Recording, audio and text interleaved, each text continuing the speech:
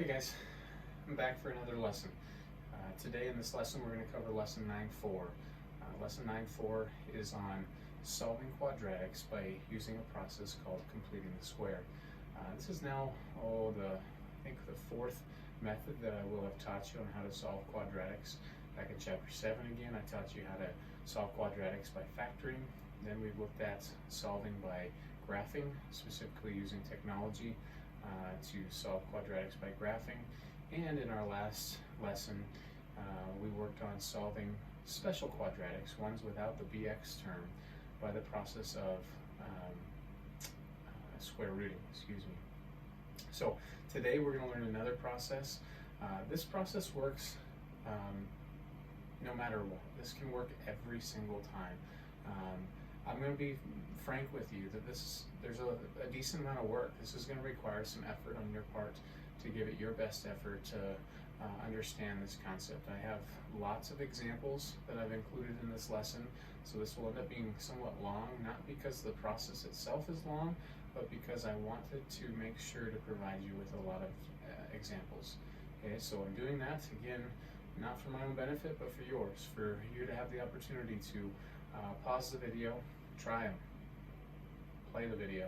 Did you do it right? I made this mistake. Look for your mistake. You'll see all my work. And then try another one. Okay? So, anyways, let's get to the lesson. Before we do, let's take a look at a couple bell ringer questions. I think I've got 3 questions where the direction is to factor. You see, factoring is going to be a process that we're going to have to do in this lesson in order to solve quadratics by completing the square. So we need to take a look at reviewing factoring perfect square trinomials. So let's get to it.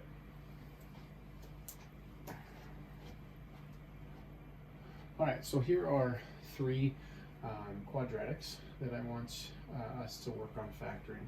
Again, just before we went to distance learning, we were working on factoring. I even began the whole distance learning stuff with a review of factoring. I've got a pretty lengthy review of factoring video posted on my YouTube channel if you need further assistance. But I'll walk through the thought process here again on these ones. Okay, so let me switch over to my whiteboard. And here are the 3 questions copied down. Directions are just to factor. Okay, so again, if we're walking through that factoring robot, the first thing that we need to consider is there a GCF? No GCF. Then we want to count our terms. We see 3 terms. Now the first thing to check with there being 3 terms is this a perfect square trinomial? The test for a perfect square trinomial was, is the first term something squared? Yes. What? Why? Is the last term something squared? Yes. What? 1. Now multiply those 2 things together, a y and a 1, and you get y. Now double it. 2y, is that our middle term? Yes. If you have yes to all 3 of those questions, then we know this is a perfect square trinomial. Remember, all perfect square trinomials factor down to being a binomial squared, where the first term in the binomial is whatever is being squared here. The last term in the binomial is whatever is being squared over there in that last constant. And then the sign in the middle is the same as this sign right here. And there is our factorization of that quadratic expression. Okay, so let's try another one. Directions are still to factor. I start by considering a leading coefficient. Not leading coefficient, greatest common factor. There is no greatest common factor because, this is where my mind was going, the leading coefficient is 1. So 1 would be the largest numeric value that could be a part of our GCF. So no GCF, so we move on to counting our terms. 1, 2, 3, there's 3 terms. Whenever there's 3 terms, my first thought needs to be, is it a perfect square trinomial? So we look at our first term and ask ourselves, is that a perfect square? Yes. We look at our last term, is that a perfect square? Yes. What was squared here? X. What was squared here? 4. Now multiply those 2 together, 4x. Now double it, 8x, is that our middle term? Ignoring the sign, I don't care about that right there. Yes. So then this is a perfect square trinomial. Again, all perfect square trinomials factor as a binomial squared. What was the first thing that's being squared to make that first term? X. What's the second thing being squared to make the last term? 4. And then the sign in the middle matches the sign in the middle right there. There's the factorization of that quadratic expression. Let's do one more. Again, we're looking for, is there a GCF?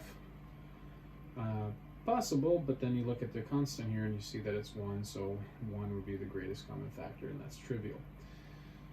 So then we ask ourselves, how many terms? 1, 2, 3. 3 terms. So then we say, oh, is it a perfect square trinomial? And we ask our 3 questions. Is the first term something squared? Does something times itself make 4a squared? Yeah, it does. 2a does. Is the last term something squared?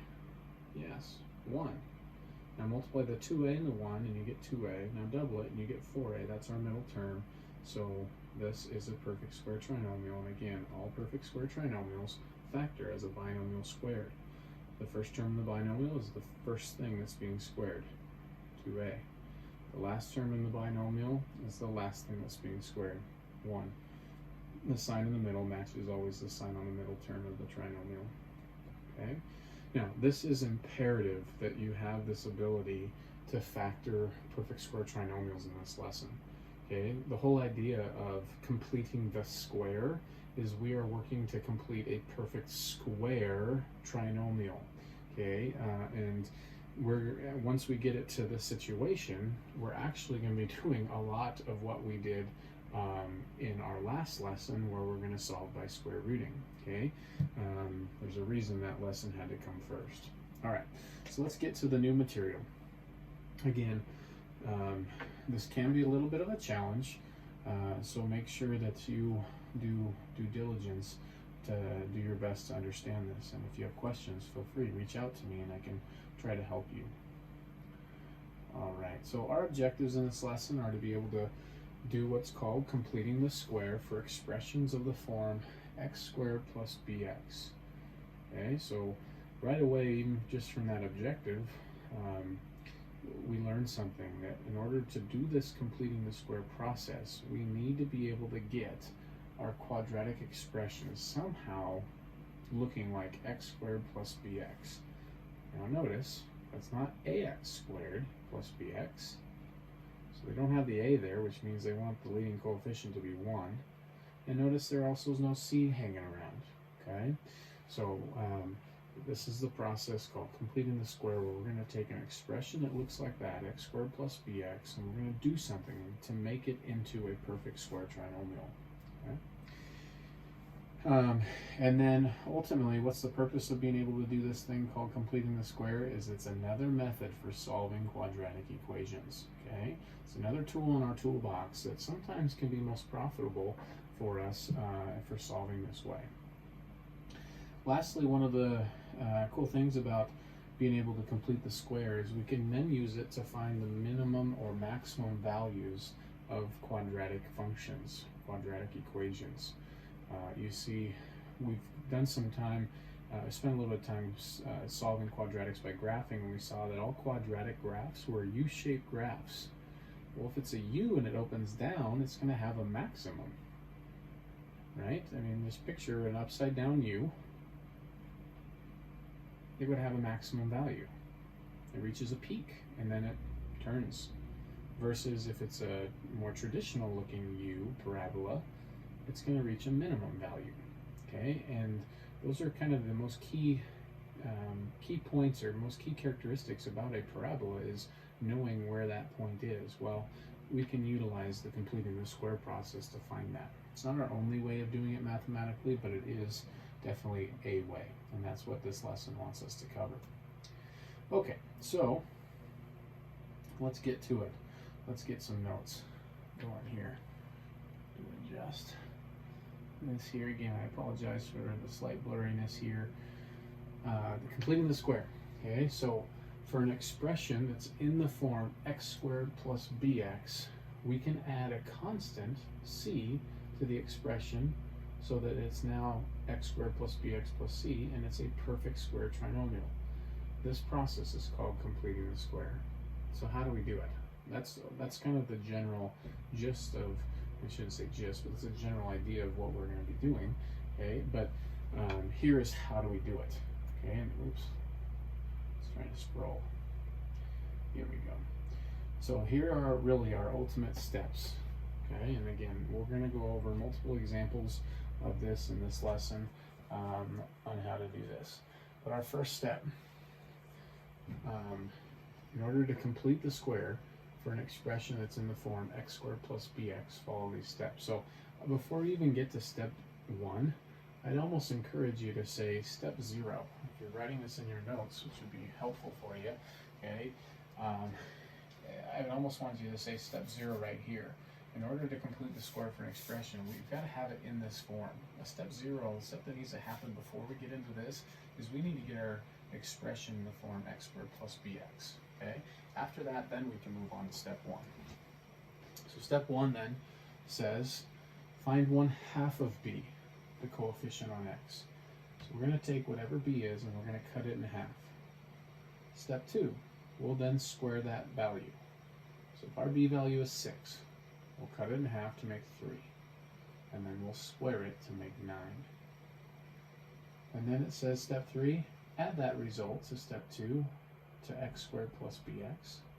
Add that result from step 2, I should say, to x squared plus bx. So in that situation, if it was x squared plus 6x like I described, we're going to add 9 to that expression. Then it says factor the resulting expression as the square of a binomial. So at the very end there, in the process of factoring, that will just be a square of a binomial, just like we did those 3 times on the bell ringer. Okay, so then they have in algebra, ultimately what we're going to do, they tried to highlight that b value. We're going to take that b, we're going to cut it in half, that's why they have b divide 2 there, and then we're going to square it, and that's what's going to be added to the x squared plus bx. And after doing that, that turns that expression into a perfect square trinomial. Okay, and so it'll factor as x plus b halves squared. Okay, so let's see this put to practice. Okay, so I've got a couple examples right here, and I actually have a couple more that I'm going to allude to as well over on my whiteboard here. So let's do this together. Okay, so the directions are complete the square for each expression. When you see that, they're asking for you to complete the perfect square trinomial. Okay, and then it says, then factor the trinomial. So there ultimately are 2 things that they're asking you to do. Okay? So we need to figure out what value can I add to this so that this becomes this whole thing becomes a perfect square trinomial.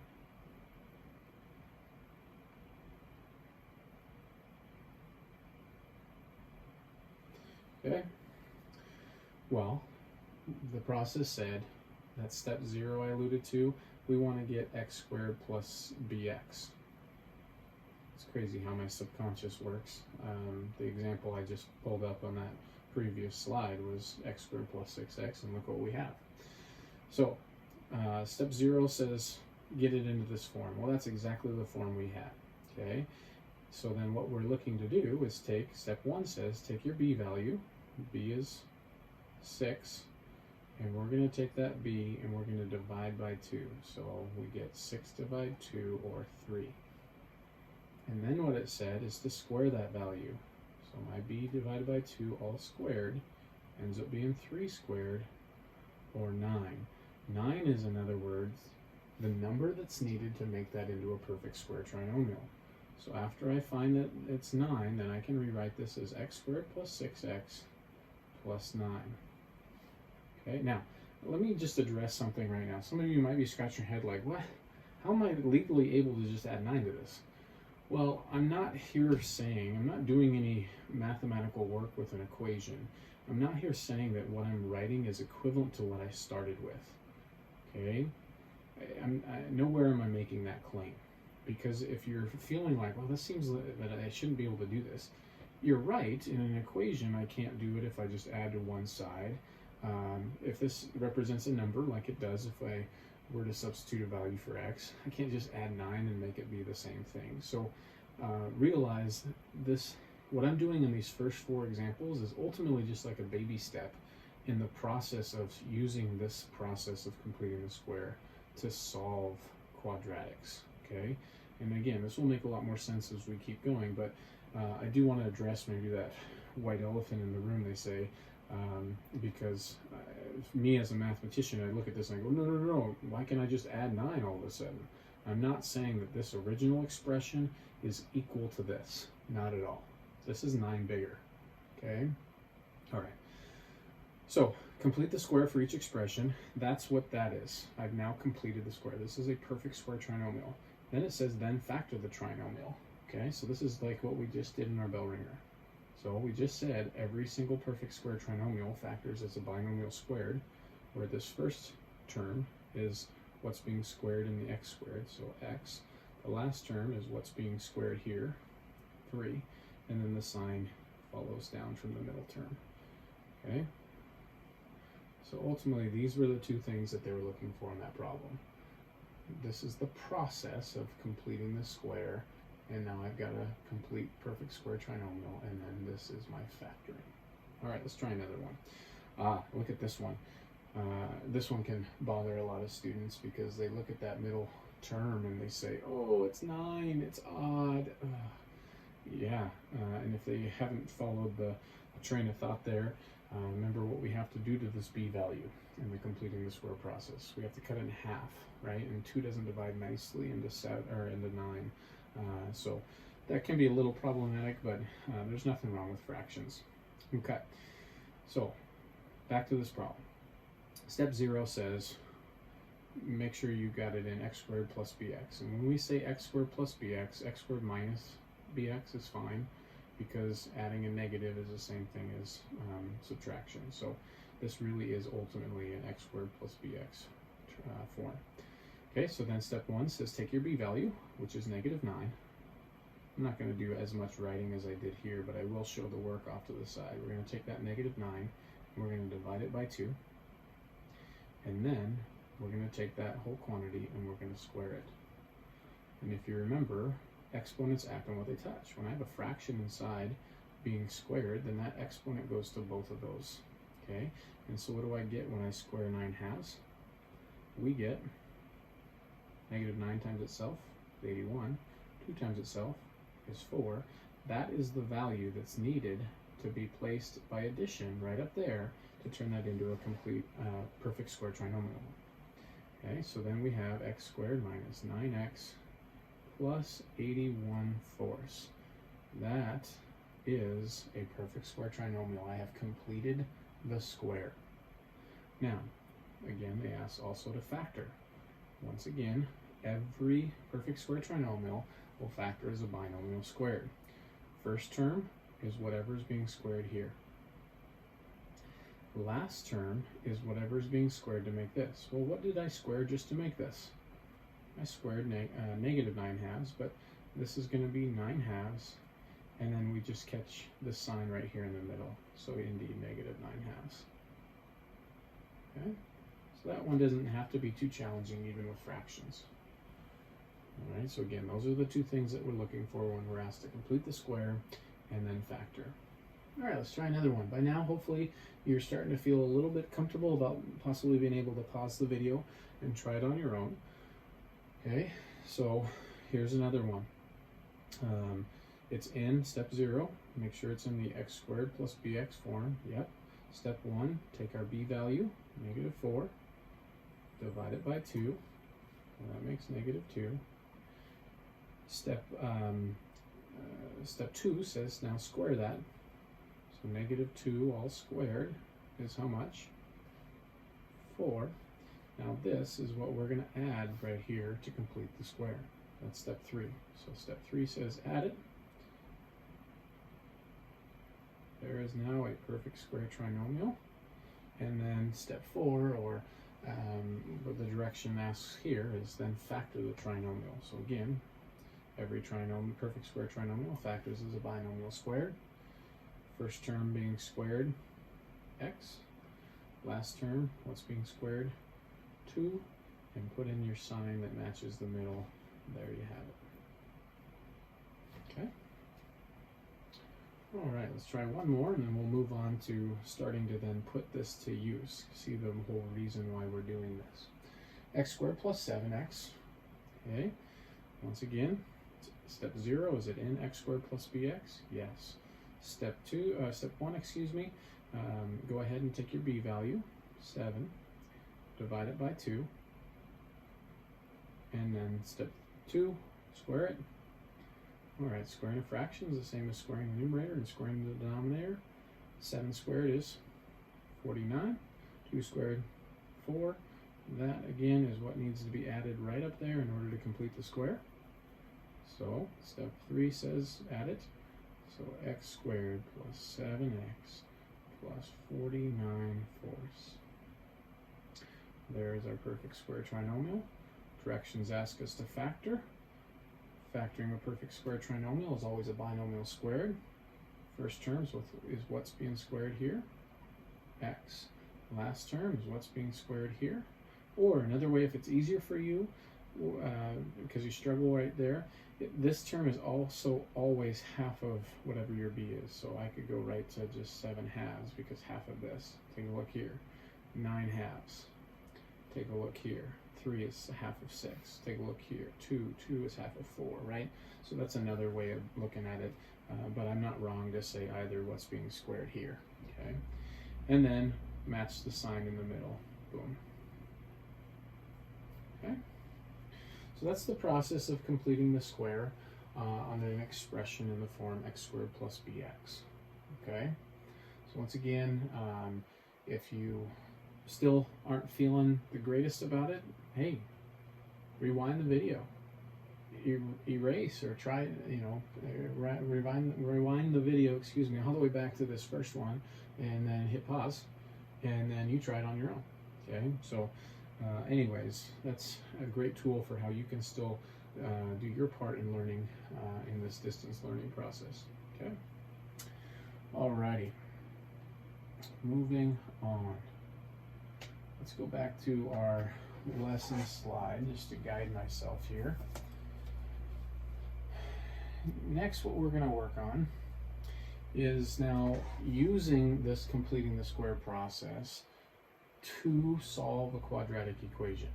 Okay, so we're going to do something very, very similar to what we've done in that those first 4 problems there, but it's going to be slightly different. Now we're going to actually apply it to an equation. All of those previous 4 problems we did were just expressions, just really working on the skill of taking that b value, cutting it in half, adding it. That's what makes a perfect square trinomial.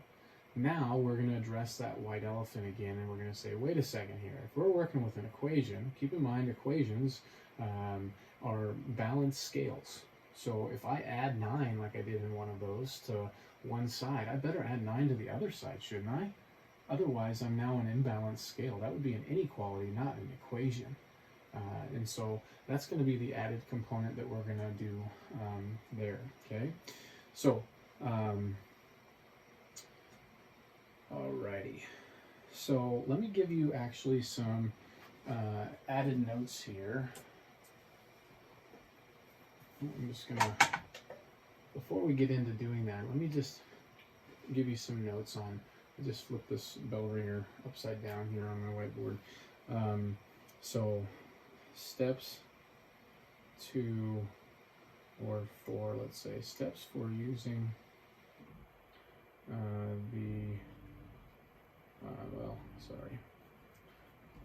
steps for solving quadratic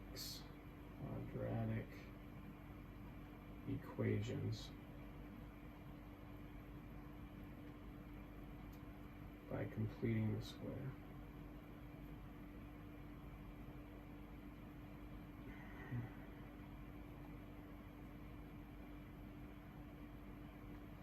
Okay, 1. Get one side to be in the form x squared plus bx. Okay, get one side to be in the form x squared plus bx. So what I'm alluding to there is we have to use our legal math moves to isolate x squared plus bx. 2. Complete the square. So that's the 3 steps we just learned. Complete the square. And I'll say making sure to add the constant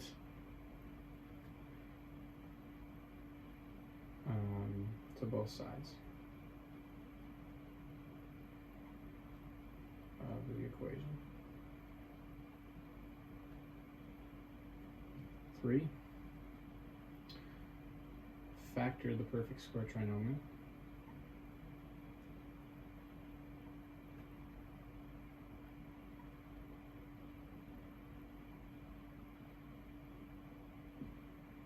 4, solve by square rooting. That was our previous lesson, lesson 9.3, solve by square rooting. Those 4 steps are the 4 steps. Granted, step 2 has got multiple steps built in within it, and potentially there's multiple steps in step 1 as well, but those are the 4 overall steps on how do we do this. Okay, so this is going to be really helpful. This is what I'm going to keep alluding back to as we solve each of these next 4 or so, 5 of them that I've got for us. Okay, so potentially, as sometimes you do in class, take a picture of this. This is what we're going to keep coming back to on each of these problems where we're using the completing the square process that we just worked on to help us solve quadratic equations. Okay, so let's take a look at some of these. Directions are solve by completing the square. Okay, so step 1 of what I just wrote down in notes said to get one side to be in the form x squared plus bx.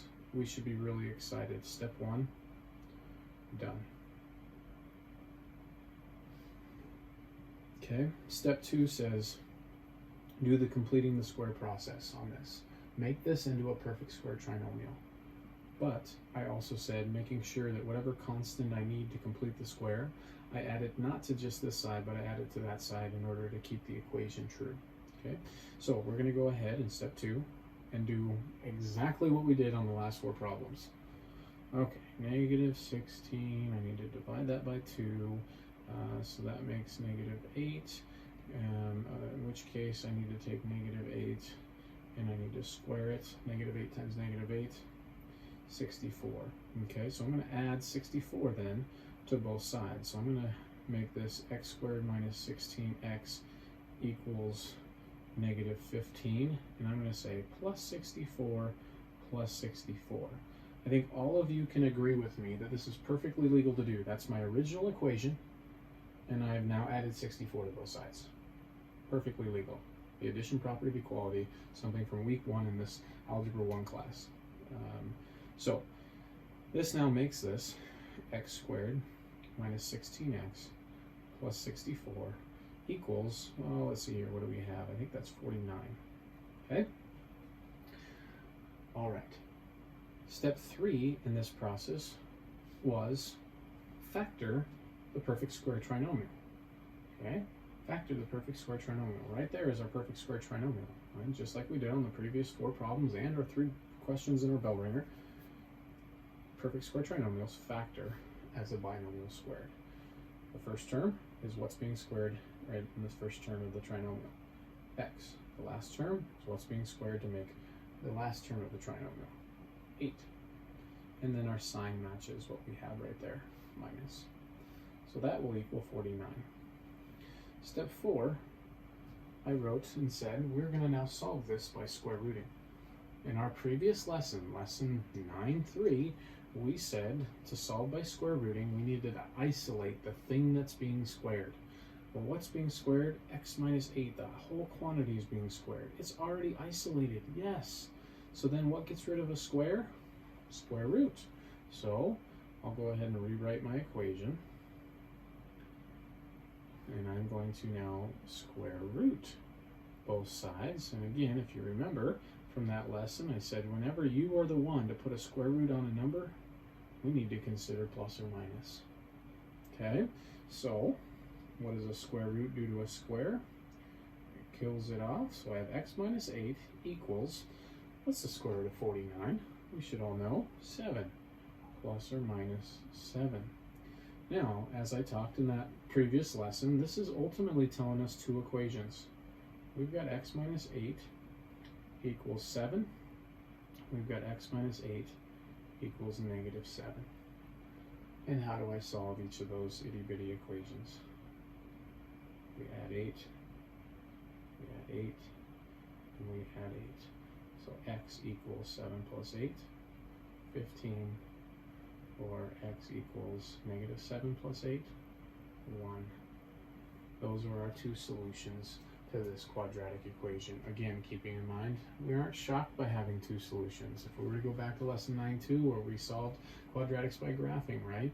Remember all those U-shaped parabolas often cross that x-axis, had x-intercept zeros, solutions that were two of them, okay? All right, so there's a lot in there. I'm not going to hide from that. There is a lot of work in there. So this is something that you guys are going to have to work hard at. This is very doable, okay? But slow yourself down and go through many of these with me, all right? So that's solving quadratics by completing the square. Let's take a look at another one. This one's a little different. What can you tell is different about this one than the last one? Hopefully a couple things come out to mind. One being, this is not my left side. Remember step 1 that I gave you in the notes for? I said, make one of your sides x squared plus bx. Well, I don't have x squared plus bx. I got 2x squared plus 20x, now minus 8, right? So not only do I have a constant here that I don't want, but I also have a leading coefficient of 2 that I don't want, okay? So we need to deal with both of those. It doesn't matter, honestly, which one you deal with first. I'm going to go ahead in step 1 where we're trying to get x squared plus bx. I'm going to start by adding 8 to both sides. That's going to get rid of my constant. 2x squared plus 20x equals 8. I'm getting there. I'm close. Okay, but this 2 is bothersome. Well, how's that 2 attached? It's attached by multiplication. Well, it's perfectly legal as long as I divide both sides entirely by 2 to do this. So that's my second step that I'm going to do within this first step of getting x squared plus bx by itself. So then 2 divided into 2x squared just makes x squared. 2 into 20x makes 10x. And 2 into 8 makes 4. Okay? That's step 1. I've now got x squared plus bx all by itself. Step 2. We need to do the completing the square process. Completing the square process that we worked on a lot today says take your b value, 10, cut it in half, and then square it. Well, what's 10 halves? 10 divided by 2 is 5, right? 5 squared, 25. So 25 is what needs to be added to this binomial, this expression right here, in order to turn it into a perfect square trinomial. But is it legal for me to just add 25 to the left side of an equation? No, we can also add it to the right. And so that's what step 2 tells us to do. X squared plus 10x plus 25 has to equal 4 plus 25. Okay. Step 3. Starting to run out of room on my board down this way, but that's okay. It's a short step. Step 3 says factor this perfect square trinomial. Well, perfect square trinomials are binomial squareds. I'm probably sounding like a broken record on that. I've been saying that probably, oh, I don't know, 7, 8 times already today. Well, the first term is what's being squared in the first term of the trinomial, x. The last term is what's being squared in the last term of the trinomial, 5. And then our middle sign matches the middle sign there. Now that's just the left side, so equals, what's 4 plus 25? It's 29. Okay. Alrighty. So, okay. So, step 4. Just checking something. Step 4, we're going to go ahead and solve by square rooting. I've got my thing isolated that's being squared. Okay, x plus 5, the whole quantity is being squared. So then we're ready to get rid of that square by square rooting. So once again, I'll, just like on the last problem, I'll go ahead and rewrite it exactly how we had it. And now I'm going to square root both sides. And again, anytime you square root a number, don't forget your plus minus symbol. Okay, squares, square roots kill each other off, so I'm left with x plus 5 equals plus or minus the square root of 29. Now here's another problem that's a little different than or another reason that this problem is different than the last one, and that is, in the last one, I took the square root of a perfect square. Here I have the square root of 29. 29 is a prime number, so there's no factors of 29 other than 1 in itself, and so it's just going to sit there as is. So what you can do in this situation that's really nice is, well, I didn't set out to solve for x plus 5. I want x. Well, what's attached to x? 5 is, by addition. So let's go ahead and subtract 5 on both sides. So this is x equals, now, there's a couple different ways you can write it. The most appropriate way mathematically that we choose to write this is to squeeze this -5 in front and say -5 plus or minus the square root of 29. Okay, remember, these are not, when we worked on that mini lesson on adding radicals, adding and subtracting radicals, these are not like radicals. We can't combine them. Okay, and mathematically we choose to put it in the front as -5 plus or minus, as opposed to doing the square root plus or minus the square root and then -5, because when we get lazy and we start writing radicals, sometimes it looks like that, and then you start scratching your head going, is that 5 in the radical or is that outside the radical? And so when we choose to put the -5 in the front like this, there's no questions. That -5 is outside. Okay, so there are our two solutions. Those are actually exact solutions. And since our directions on the problem didn't ask us to round to any decimal places, I'm fine. Leave it like that. That is an acceptable answer for solving that quadratic equation. Okay? All right, so let's keep practicing some more. This time, I'm going to change the direction just slightly. And how I'm going to change these directions are, I'm now going to be dealing with more that we're not going to have nice, pretty answers, kind of similar to the last one we did. And we can talk about rounding to the nearest hundredth again.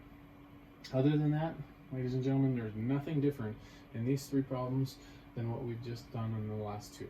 Okay, so more practice. I mentioned how I wanted to provide practice for you. I know this is not easy. Trying to learn, for the most part, you feel like a little on your own. Well, I'm here still for you, and this is one way that I can keep helping you is by providing these examples for you. Okay, so solve by completing the square, round your answers to the nearest hundredth. Step 1 was to get one side of your equation in the x squared plus bx form. That's done for us right there. Sweet. It's always nice. Step 2 is to do the completing the square process. So the completing the square process says we need to take our b value, which in this case is -2, divide it by 2, and then square it. Well, if you were to cut -2 in half, you get -1. -1 times itself is 1. Okay?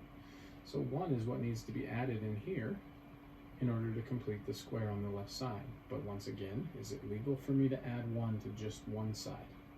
No, because I'm working with an equation. I must add it to both. So step 2 finishes when it says do the completing the square, make sure to add this constant to both sides. X squared minus 2x plus 1 equals 3 plus 1. Okay, so hopefully you can look and compare to the original equation and say, wait, this left side gained a 1, the right side, oh, it just gained a 1, perfectly legal.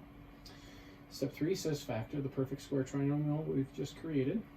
So once again, this is a perfect square trinomial. It will factor as a binomial squared. So what binomial is that? Well, the first term is, again, what's being squared in the first term of the trinomial, x. The second term is what's being squared in the last term of the trinomial, 1. Copy your sign down from the middle term of the trinomial. There you have it. That is the factorization of this perfect square trinomial. Equals 3 plus 1, 4. Step 4, go ahead and solve by square rooting.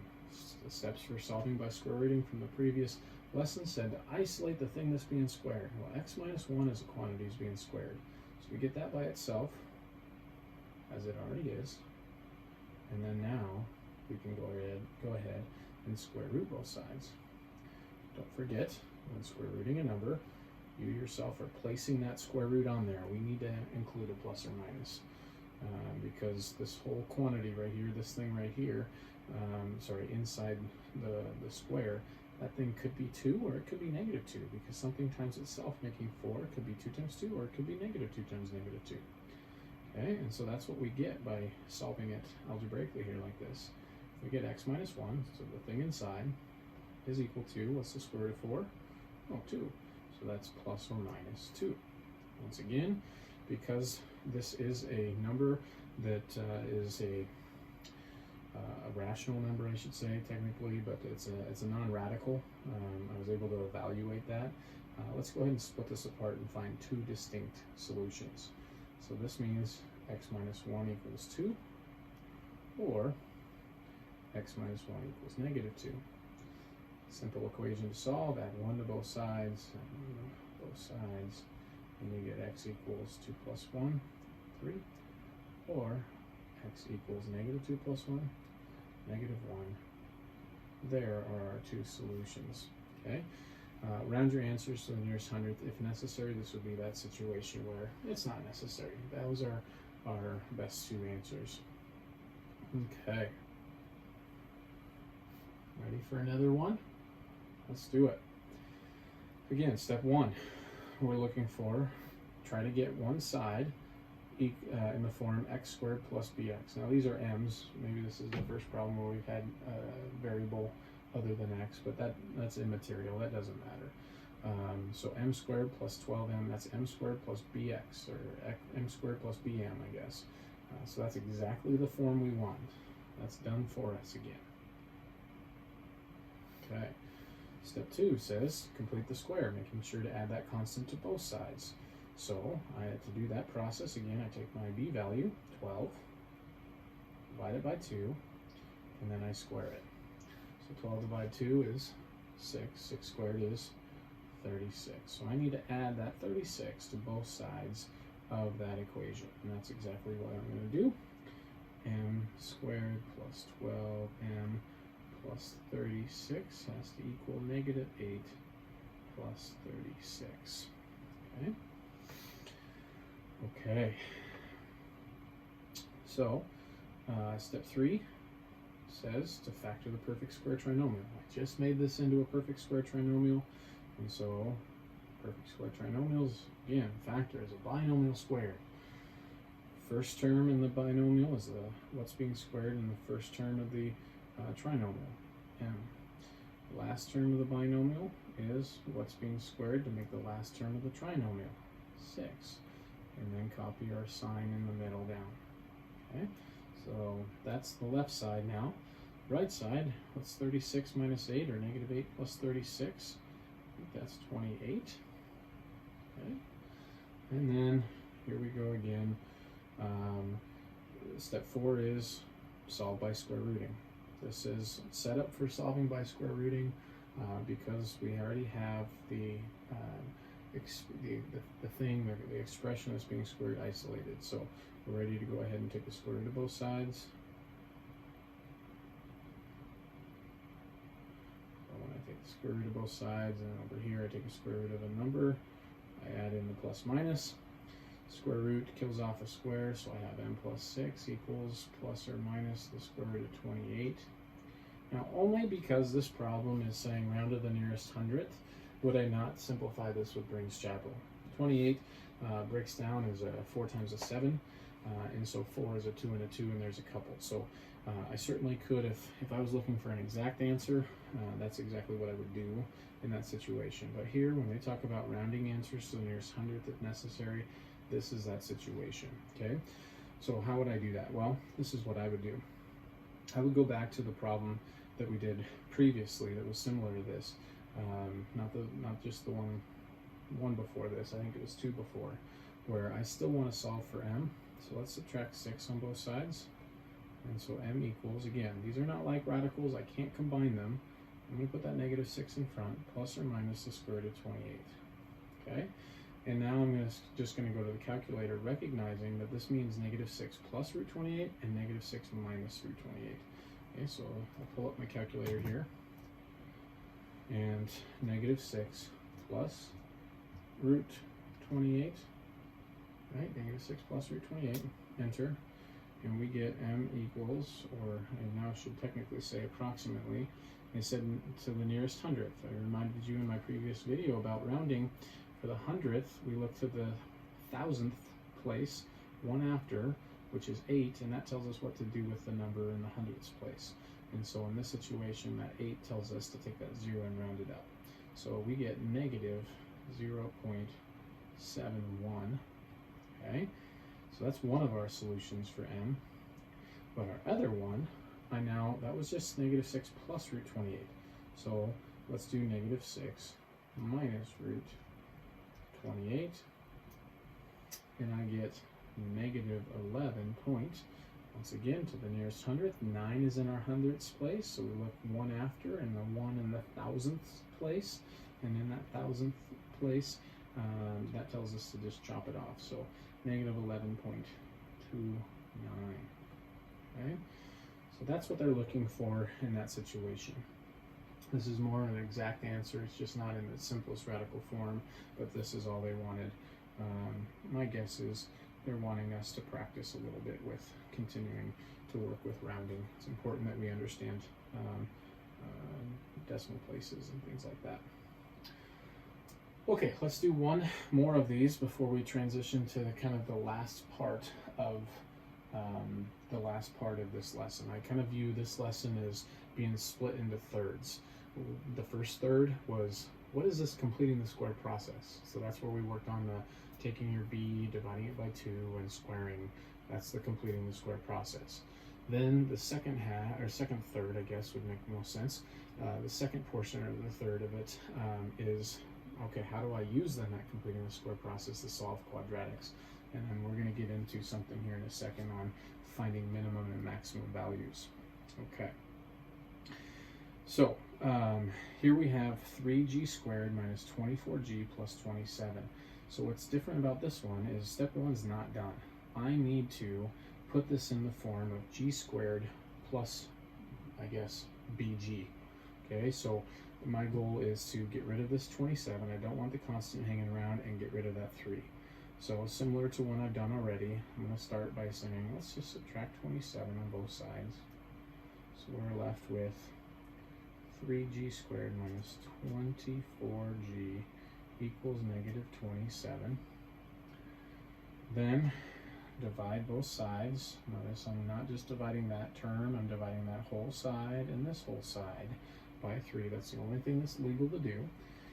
And then 3 divides into 3g squared, leaving just g squared. 3 divides into negative 24g, leaving minus 8g. And equal to, 3 goes into 27 9 times, so this is negative 9. Alright, so step 1's done. Step 2 is ready for, since this is in our b squared, or x squared, I should say, plus bx, sorry about that, x squared plus bx form. We're ready to complete the square.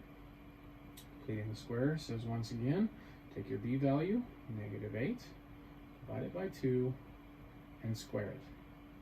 Alright, half of negative 8, you can do that in your head, negative 4. Negative 4 times itself is 16. 16 is what needs to be added here. But again, is it legal for me to just add 16 to just the left side? No, that would be an imbalanced equation, so we need to add it to both. So we get g squared minus 8g plus 16 equals negative 9 plus 16. Perfectly legal. I added the 16 to both sides. Now, the left side, step 3, perfect square trinomial, so let's go ahead and factor it as such. This first term is g, from taking what's being squared to make g squared. This last term is 4, what's being squared to make 16. Bring on down that common sign in the middle. And then, what's negative 9 plus 16? I suspect it's 7. Okay? So, step 4, we're going to go ahead and solve by square rooting. So I'm going to take the square root of both sides. Whenever I take the square root of a number, I need to include my plus or minus. So this was our g minus 4 quantity squared, and there's our 7. Square roots and squares kill each other off, so this is just g minus 4 equals plus or minus the square root of 7.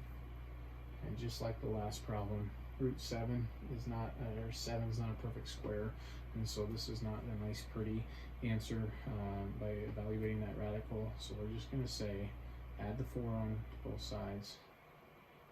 G is equal to 4 plus or minus the square root of 7. Now, this is where I go to my calculator and say G is approximately then, just like the last one, 4 plus root 7, rounding to the nearest hundredth, 6.65, right? And then 4 minus root 7, and we get 1.35. Okay? So those are our two solutions that time. Alrighty. So let's move on to the last portion of this lesson. I know this is pretty long, but again, it's what's necessary in order to cover this well and not just graze over this. Okay. All right. So this last portion, we're going to talk about finding and using maximum and minimum values. And so what this says is one way to find the maximum or minimum value of a quadratic function is to write the function in vertex form by completing the square. And it says recall that vertex form is the following. So this may be something that you're not as familiar with. I think this showed up in chapter 8 that we did not actually cover. Vertex form of a quadratic is listed right there. That would be something to make sure to write down in your notes. Y equals a times the quantity x minus h squared plus k, where a is not 0. The vertex, this is important, the vertex of the graph is h comma k. Alright, so what we're talking about is finding and using the max and min values. Well, I then say in the second paragraph, I suppose, the value of a, okay, so again, where a is out in front of the quadratic expression. That a, it's not a coincidence it's that they use the letter a there, and we often have used the letter a in just kind of the standard form of a quadratic, ax squared plus bx plus c. It's the exact same a, ladies and gentlemen. So the value of a determines whether a quadratic function opens up, meaning looks like a U. So I tried to draw using the uppercase letter U, a parabola essentially. So the value of a determines whether a function opens up or it opens down, which would be an upside down U. If a is greater than 0, this is how it determines. If a is greater than 0, also known as positive, the quadratic function opens up and thus has a minimum value. If a is less than 0, the quadratic function opens down and thus has a maximum value. Regardless, the minimum or maximum value is the y value of the vertex. And if we talk about right here, move my cursor over here, that the vertex, when it's in this form, is h comma k, and k is in the spot of the y value, so that's why I refer to that here. I say, regardless, the minimum or the maximum value is the y value of the vertex. All right, so something to help you remember, how do I know when this parabola opens up or opens down? If you can make the connection that it deals with a, here's an easy little silly way of remembering. In positive situations in life, so when a is positive, in positive situations in life, we tend to smile.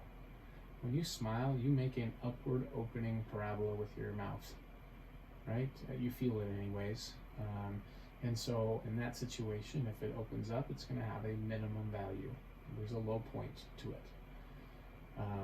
Versus in negative situations in life, so when a is negative, we have a tendency to frown. And when we frown, at least it feels like it, our face makes an upside down U, our mouth does. and thus we have a maximum value because there is a peak to that upside down u. All right, so I say to help us find the minimum or maximum value, it's often helpful to take our equation and put it in a vertex form by using the same completing the square process. So that's what I'm going to outline for you today. I'm going to show you here in this last third how to do that.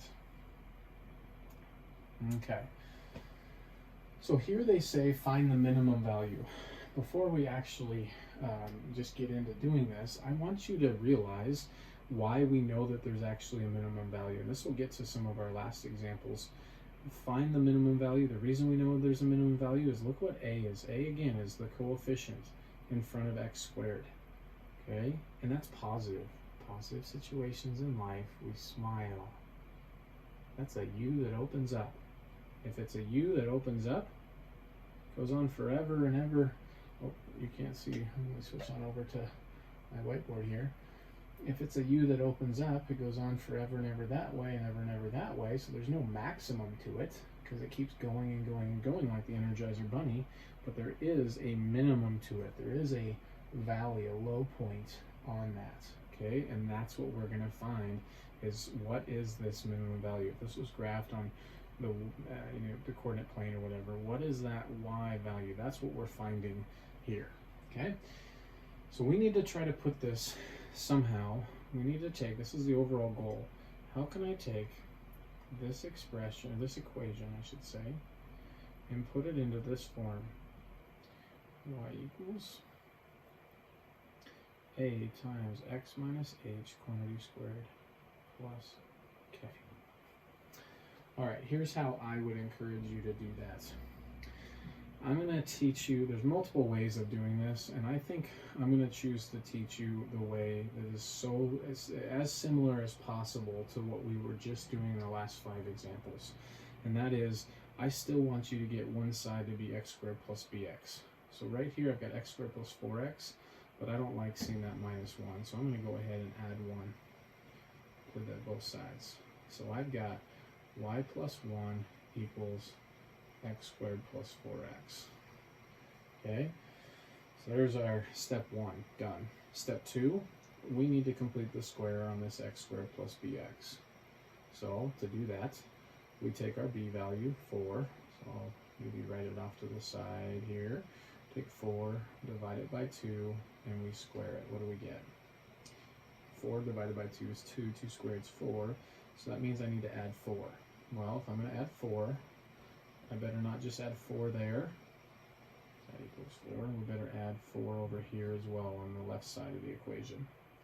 Okay, so what do I have? So this was kind of my chicken scratch. Y plus 1 plus 4. What does that make? Combine like terms. Well, that's y plus 5, right? Equals x squared plus 4x plus 4. Now, this is, once again, a perfect square trinomial. Perfect square trinomials factor as a binomial squared. What is that? X is what's being squared, 2 is what's being squared, and copy down your sign in the middle. And this equals y plus 5. Okay? Now, we are so close to putting it in this form. This form has y all by itself. I don't have y equals. I do have some quantity squared like I see here. You might say, well, you don't have an a. Yeah, I do. There's a number in the place of a. It's 1. We just don't need to write it because we're lazy mathematicians. So we subtract the 5, and we get y equals x plus 2 quantity squared minus 5. Now remember, fix that ugly 5. Now remember, h comma k is the vertex. But ultimately, I don't need the vertex. I want the minimum value. This point, yes, is my lowest point, but that's not what the question is asking. The question is asking what's the minimum value. What is the minimum coordinate? I can't use my x coordinate as the minimum because x keeps getting bigger. There's more and more points on this graph that keep going up and up and up that have bigger and bigger x values. What is truly minimum is the y value. And so that's k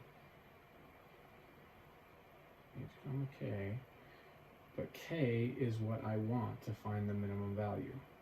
The minimum value is k.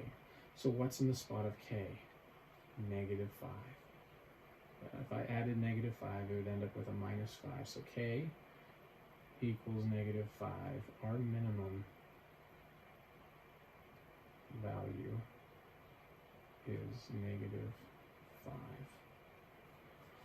Okay, so it's slightly different because I'm working with a function that I'm doing the completing the square on versus the last set of examples I was working on an equation. These are still equations, it's just we've got this added extra variable in there, okay? All right, with this next one, very, very similar to what we just did. Find this time the maximum value. And again, why is it a maximum value? Well, that's not that hard. If you look at your leading coefficient here, a, we learned that a is negative 1. And that's negative. I said negative 1.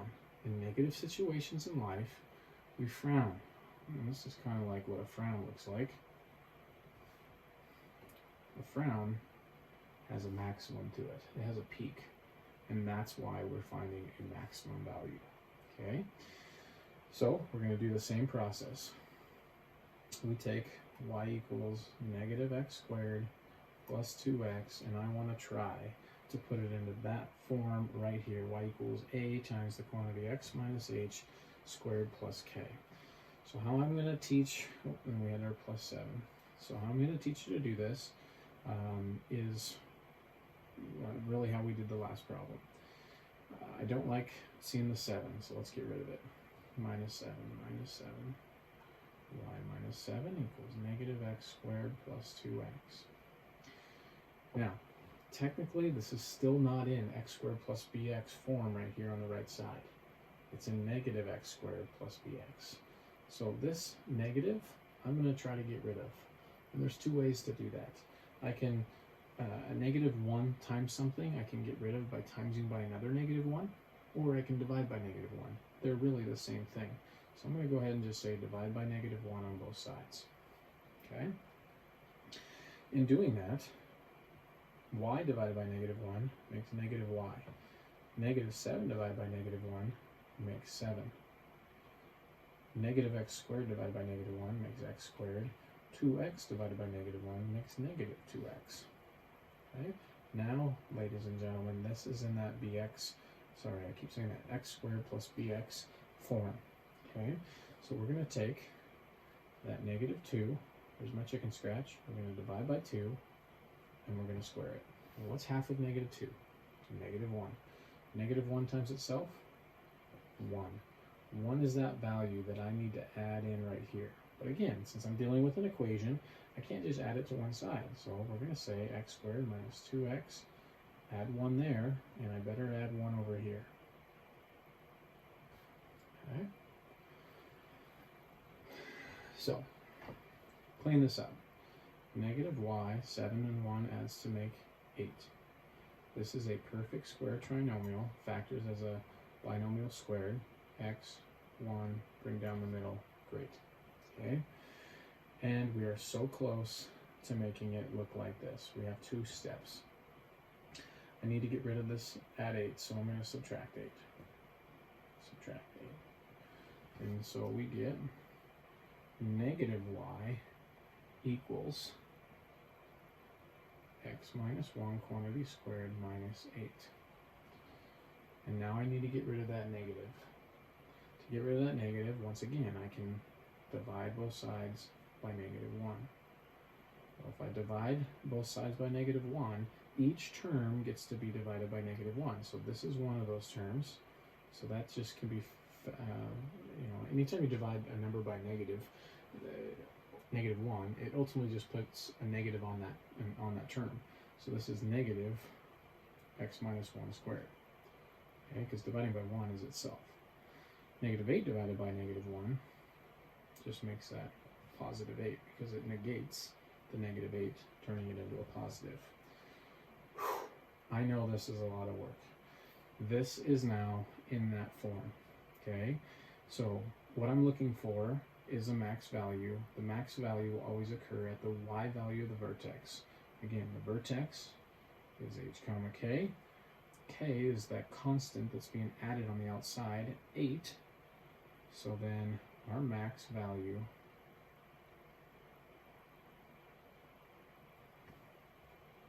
is 8. Okay. Alrighty.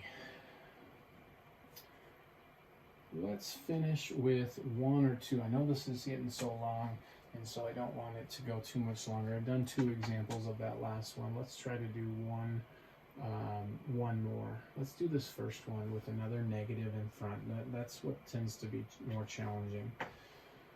So with this example, they just add one extra thing. I know you feel like, one more thing? Yeah, one more thing. But we've actually already talked about this. This extra thing that they're asking us about is determine whether the quadratic has a max or a min value. So here they're not going to tell you whether it's a max or a min. That's your job. Oh, well, leading coefficient is negative.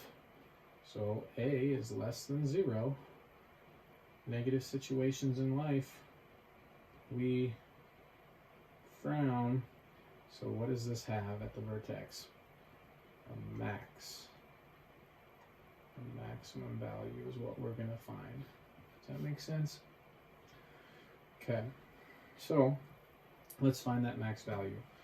So we need to take this y equals negative x squared minus 4x plus 4, and we need to somehow put this into y equals a times x minus h quantity squared plus k.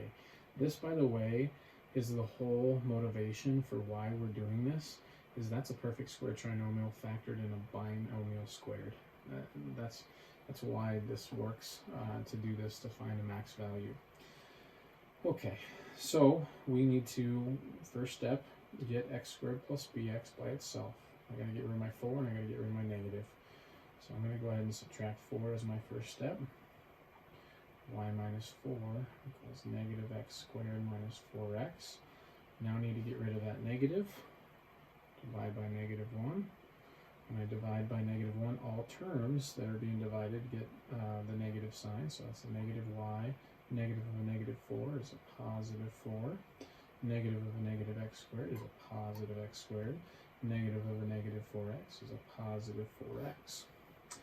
We have now just done that step 1 of getting one side x squared plus bx.